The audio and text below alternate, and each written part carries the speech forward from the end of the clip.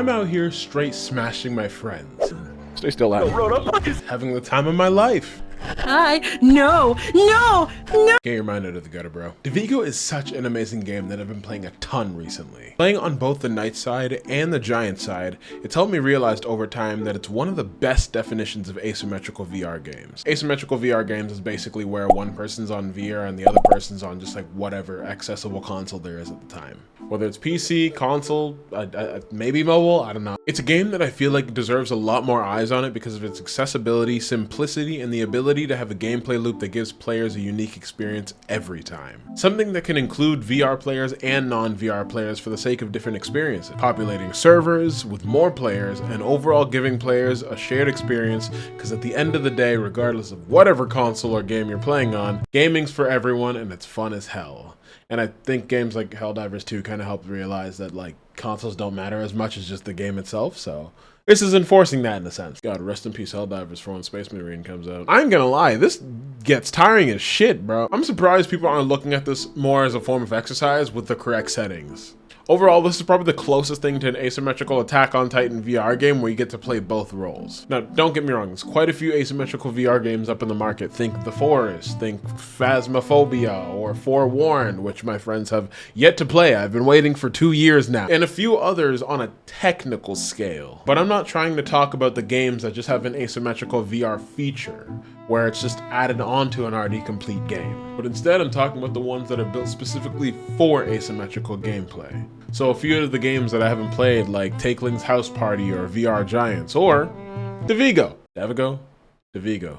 DAVIGO. And the more I got deeper into playing this game and introducing it to friends, the more I realized we need way more asymmetrical VR games, and we need to dive into that deeply. What exactly does that mean from here? Well, let's dive into the gameplay first. Now, I know this probably isn't the first DAVIGO video you've probably heard about, but you haven't heard me talk about it.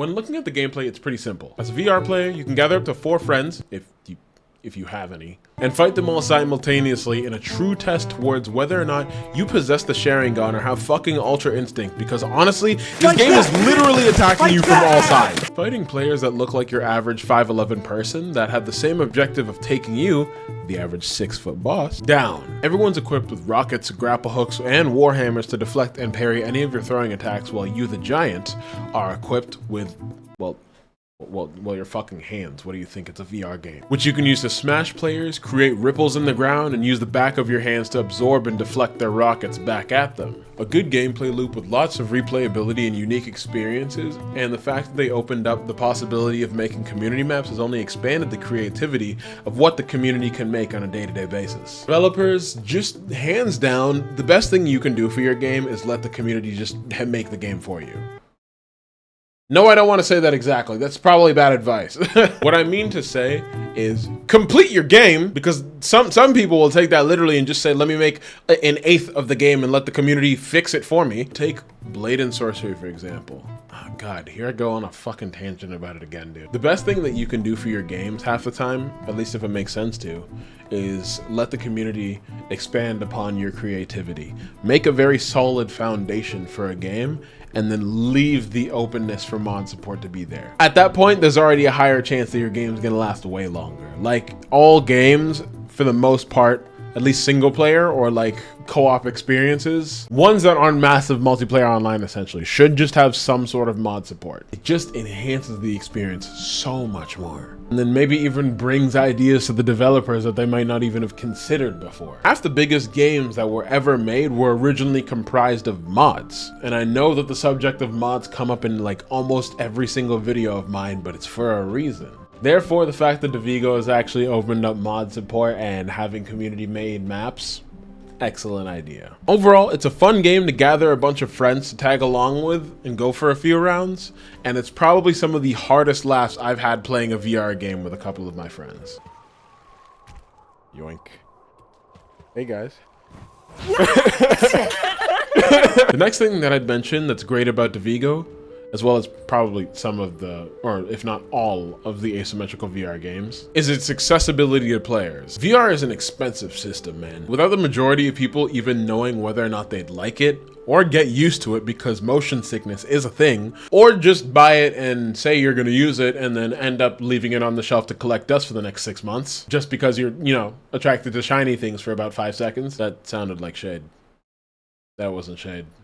I mean, if you feel like it was shade, it was probably shade. Get shit out. The fact that I can actually include my friends in my VR gaming sessions as opposed to just screen sharing whatever I'm doing in the Discords so everybody can kind of feel like they're there with me, it's actually nice to have a game where I can play directly with my friends and my actions are directly affecting my friends in a fun way. Although this is a point across all asymmetrical VR games, DAVIGO does a good job of making the games actually fun. I know, insane concept, absolutely crazy, mind-blowing for sure. Stimulating and keeping everyone's constant attention. If you're sidetracked as the boss, you blow up. If you're not paying attention as the knights, you get smashed by your homies. Not in the good way. Similar to how Overcooked is, I'm comparing that because I've recently been playing Overcooked.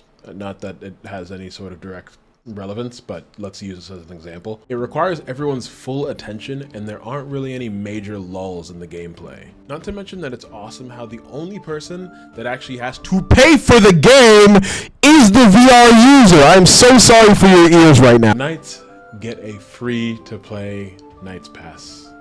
That's free. I'm not sponsored by this, I just need to talk about how fucking dope that is. I think Takelings also does the same thing, not necessarily like a free pass, but it's supposed to be like a group play, that Steam thing. I'll look into it if I actually get the game. And not gonna lie, playing as the boss, depending on how much of a handicap or difficulty you set, can get tiring. There have been moments where I am constantly drenched in sweat because of how much I've been dodging, bobbing, and weaving for my life because of the insane settings I've put in the game. I created a custom game type where I gave everybody 2 lives and the maximum amount of rockets, but I only could take like 6 shots, and I think the default health is 8, which had me bobbing and weaving fucking rockets like Agent Smith from the Matrix for like 30 minutes straight while my friends barraged me with everything they possibly could, which you can imagine kind of got me like, what kind of place is this? It's kind of nice though, because you can adjust the game to match whatever skill settings that the players or the bosses are currently at. So I mean, if you feel like you're a really experienced knight, maybe you can give the boss a few more buffs. Or if you feel like you're a really good boss and everybody else is kind of shit, you can just help them, which might even help them kind of learn the game a bit quicker if they're already provided a lot of the materials instead of nerfed immediately. Or instead of dealing with the default settings, I don't know. So when I actually told newer friends about this game, I adjusted the settings just so then they wouldn't absolutely get obliterated by me. Yet. Did I still obliterate them because that's the best way to learn, by just getting absolutely destroyed by your homies? This is continuing to sound just like fuck. Yes. The answer is yes. The rules are easily adjustable to balance out the gameplay depending on the skill levels. And the nice thing is, if other friends actually have the paid for version, you could just swap out bosses whenever you get tired. I don't get a chance because my friends just don't want to touch their headsets, so I'm fighting for my life every time. But the idea is there. Oh yeah, isn't DAVIGO literally just a play on words for David versus Goliath? I think that's kind of sick, I'm not gonna lie. I don't know why, but DAVIGO and asymmetrical VR kind of takes me back to the days where AAA game companies were really obsessed with trying to implement a mobile mechanic into their games. Fallout 4 with the Pit-Boy, Battlefield 4 with the companion Commander app, and like The Division with another disappointment. This is the type of asymmetrical cross-platform that actually works. Don't get me wrong, the Battlefield one was actually kind of alright. Yet DAVIGO proves we need a lot more asymmetrical VR games. It's an entirely new skill set and a skill gap based on your physical movements, ability to multitask, and your reflexes. It feels like there's a more direct learning curve when playing with your friends. You learn how to adapt to the situation and their strategies while they learn your blind spots and the areas that you don't necessarily pay attention to. I had a friend that spends 90% of the time hiding. So while I'm fighting for my life on the other 2 or 3 people, I'm also playing hide and seek at the same time, finding that one person to beat the shit out of them. Along with the different style of game types and maps and the godsend of being able to make custom maps, it gives you so much more freedom to change things up.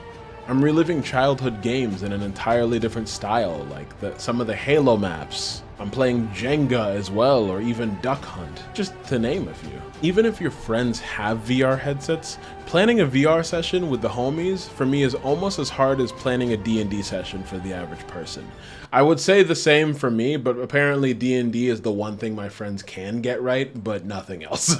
People might not necessarily feel like frantically getting up and waving controllers like a total badass for long periods of time. This at least gives me a way to be able to include and play with my friends that just might not want to get up and actually put on the headset. Not to mention the people that actually might suffer nausea because either they haven't gotten their VR leg or it's just not a viable option for a long period of time. So this has definitely pushed me in the direction of taking interest in other similar VR games like Takeling's House Party. Maybe VR Giants. But for now, I know for a fact I'm going to be exploring the Steam page, keeping my eyes out in ways that I can actually include my friends in the games I play, as opposed to just watching them. Overall, with its very simplistic but very unique sense of style and gameplay, which very much mimics something that I think a lot of people have been wanting to try, which is an Attack on Titan-esque game, I think DAVIGO helps me realize that asymmetrical VR is definitely a side of VR we need to dive much deeper into. Granted, it's been out for a while, but if you have the game, feel free to boot it up with your friends, download as many different maps as you can try, and have fun, dude. Come here!